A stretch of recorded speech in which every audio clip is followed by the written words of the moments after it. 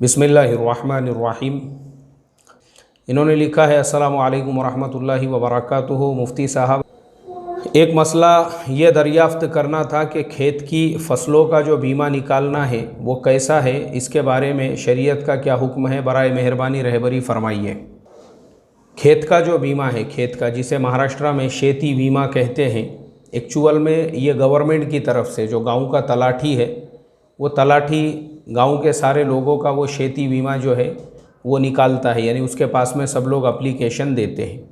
अब शरीयत इस बारे में हमारी क्या रहबरी करती है, तो यहाँ पे हज़रत मौलाना खालिद सैफुल्लाह रहमानी साहब ने किताबुल फतावा जिल्द नंबर 4 और पेज नंबर 63 के ऊपर जो गवर्नमेंट की तरफ से मिलने वाले जितने भी इंश्योरेंस है, यानी खेती बीमा भी जो है एक तरह से वो खेत का बीमा ही होता है, तो वो भी गवर्नमेंट के इसमें आता है। तो हज़रत मौलाना ने लिखा हुआ है कि इंश्योरेंस की जो सूरत जो किसी की मदद करने पर मबनी हो, बहामी ताउन पर मबनी हो, तमाम अहले इल्म के नज़दीक जायज़ है। इसमें नफ़ा कमाना मकसूद नहीं होता, बल्कि अफराद और अशख़ास का एक गिरोह तयशुदा ख़तरा पेश आने की सूरत में मुसीबत ज़दा शख्स की मदद करता है, इसलिए इसके नाजायज़ होने की कोई वजह नहीं है। आगे जो है मौलाना ने सरकारी इंश्योरेंस का हुक्म, इसके बारे में बहुत लंबी चौड़ी बहस की है कि कब कब जो है इसके ताल्लुक़ से बड़ी बड़ी मजलिसें हुई और उलमा ने क्यों जो है सरकार की तरफ से जो प्रोविडेंट फ़ंड है, पेंशन है, वजीफ़ा है, लाइफ इंश्योरेंस है, उसको भी जो है जायज़ करार दिया है। तो एक तो वो गवर्नमेंट के मुलाजिमीन के लिए है, दूसरी सूरत ये है, इसके अंदर मौलाना ने लिखा है कि इंश्योरेंस की और भी बहुत सारी सूरतें जो गवर्नमेंट की तरफ से ताउन के लिए मिलने वाली थी, उसके बारे में 1385 ने काहिरा के अंदर मिस्र में पूरी दुनिया के जो बड़े बड़े मुफ्ती हैं उन लोगों की एक मजलिस हुई थी।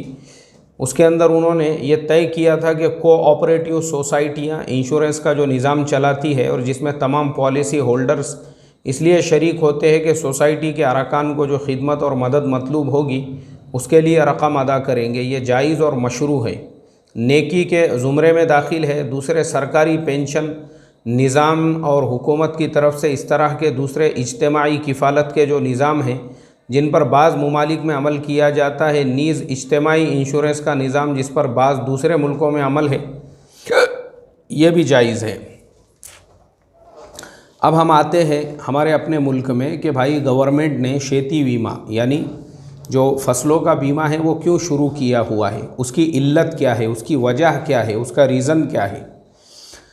तो हमको पता ये चलेगा कि महाराष्ट्र के अंदर जो किसान हैं वो कसरत से ख़ुदकुशी कर रहे थे और इतना आंकड़ा उनका बढ़ चुका था पिछले चंद सालों के अंदर। अगर महाराष्ट्र के टोटल आप देखेंगे तो आपको हज़ारों की तादाद में किसान मिलेंगे। कुछ 12,000 का फिगर तो मुझे याद है 2010 से लेकर तो अभी तक जो महाराष्ट्र के अंदर किसानों ने ख़ुदकुशी की है। उसके पहले उसके बाद में मतलब कंटिन्यूसली जो है ना रोज़ाना ऐसे वाक़यात अभी भी आज की तारीख़ में भी अगर आप देखेंगे तो बहुत सारे इलाक़ों के अंदर किसान ख़ुदकुशी करते हैं। क्यों करते हैं उसकी वजह मैं अभी आपको एकदम साफ़ तौर पे बताता हूँ कि वो बेचारे अपनी पूरी खून पसीने की मेहनत के साथ में खेतियों के अंदर फसलें लगाते हैं और जब वो खेती निकालने का वक्त होता है तो कभी तो पानी का तूफ़ान आ जाता है, कभी कुछ और हालात आ जाते हैं, कभी दुष्काल हो जाता है कि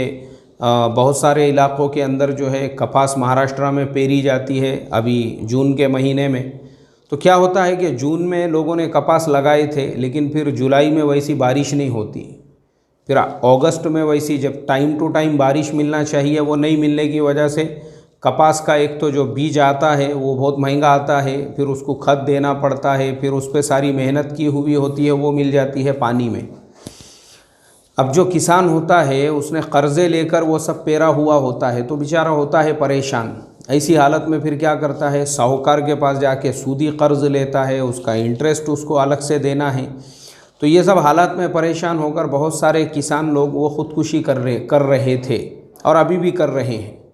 तो महाराष्ट्र गवर्नमेंट ने सबसे पहले भारत के अंदर पहली गवर्नमेंट महाराष्ट्र गवर्नमेंट है जिसने जो है खेती बीमा यानी फसलों का बीमा जो है वो अपने स्टेट के अंदर लागू किया कि भाई हमारे जो किसान हैं उनको डरने की घबराने की ज़रूरत नहीं है। हमारे किसान जो है अपनी अपनी जितनी भी ज़मीन है, जितने एकड़ आपकी ज़मीन है, उसके 7/12 उसके डॉक्यूमेंट्स के साथ में जो उसकी तारीख़ होती है बीमा निकालने की, उस टाइम पे आप बीमा निकाल लीजिए। अगर आपके खेत में कुछ नुकसान होता है तो गवर्नमेंट उसकी भरपाई करेगी। तो अब उससे फ़ायदा क्या हुआ कि जितना आपका नुकसान है उतनी भरपाई तो नहीं होती, लेकिन थोड़ा बहुत आसरा हो जाता कि जो बीज का पैसा था, जो दवा का पैसा था, जो खत का पैसा था, वो आपका निकल जाता है। तो ये इंश्योरेंस गवर्नमेंट ने शुरू किया हुआ है, ये है गवर्नमेंट की तरफ से। और इसका मकसद क्या है? इसका जो मकसद है, गवर्नमेंट ने जो शुरू किया था, इसका मकसद है लोगों की मदद करना, लोगों का ताउन करना। गवर्नमेंट को 1 रुपये का भी इससे प्रॉफिट नहीं है, गवर्नमेंट का 1 रुपये का भी इससे फ़ायदा नहीं है, क्योंकि इसका मकसद ही ये है कि लोगों की मदद करना है। किसान जो ख़ुदकुशी कर रहे थे, उन्होंने ख़ुदकुशी नहीं करना चाहिए। तो अब गवर्नमेंट हमारी हेल्प करना चाहती है, गवर्नमेंट हमारी मदद करना चाहती है, तो ये सूरत आपके लिए बिल्कुल हलाल है, बिल्कुल जायज़ है।